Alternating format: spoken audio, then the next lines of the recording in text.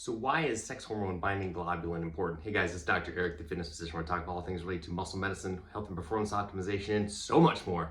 So this is a big point of confusion about a lot of people. I still see comments on social media about SHBG or sex hormone binding globulin. There's a ton of confusion about this, especially with men.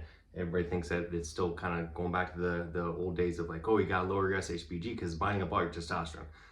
Big myth, and just, I dispel it all the time, and I still get pushback from this, but this is a topic for another day. But the importance of this is that you want SHBG to be higher. It's an indicator of health and longevity and overall improved mortality, right? So low SHBG has been associated with very clinically, very much with a low HDL, which is not good, increased risk of cardiovascular disease, increased incidence of metabolic syndrome, and I did not put this on here, but also some studies have indicated cancer as well. So that's not good.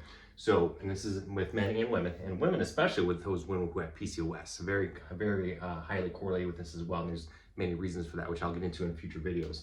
But the bottom line is it has to do with liver health, with insulin resistance, and so much more. So it's a marker of insulin resistance as well, because with increased insulin resistance, you get signs of this, right? You start getting a drop in your HDL, increase in your triglycerides, and other metabolic markers. If you check a fasted insulin, it may be high, but it may not be. Sometimes you have to pick it up the other ways. So the bottom line is one of the first things that gets affected is SHBG. It's why you can pick up early insulin resistance with looking at all these markers, right?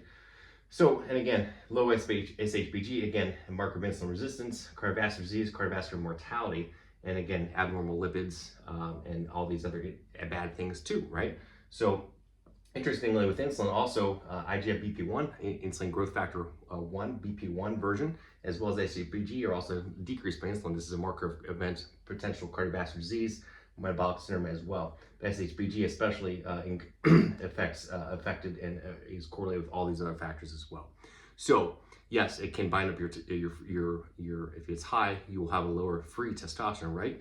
But it is still active. The SHBG bound to testosterone is still metabolically active. It still binds to the receptors and exerts an effect. This has been shown many, many times. So you're not going to lose your testosterone function by binding up your free testosterone.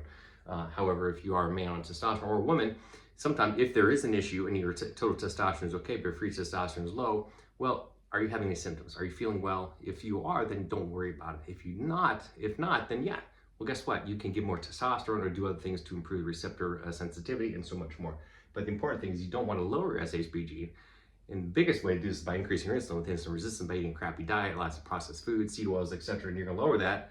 But guess what? You're going to have a higher risk of cardiovascular disease, metabolic syndrome, and cancer, and worsen lipid profile. I don't want that, and I don't want that for my patients. So you want it to be higher, and if it is high, that's good. That's a marker, again, of better health. You have low risk of cancer, death, and heart disease. I think that's a good thing, right?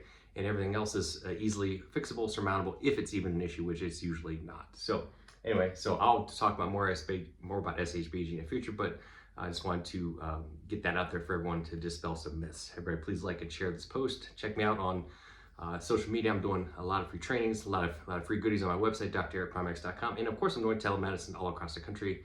And pay attention to soon. I'm doing new VIP programs coming out as well. And my custom-made, very unique whey protein product is available on my website as well. Check it out. Top-notch stuff. Tastes amazing. So check it out. Hit me up below if you have any questions. And please like and share this post. Everybody have a rocking day. Remember, live to give. Do something nice for someone. Pass it forward. Talk to you soon.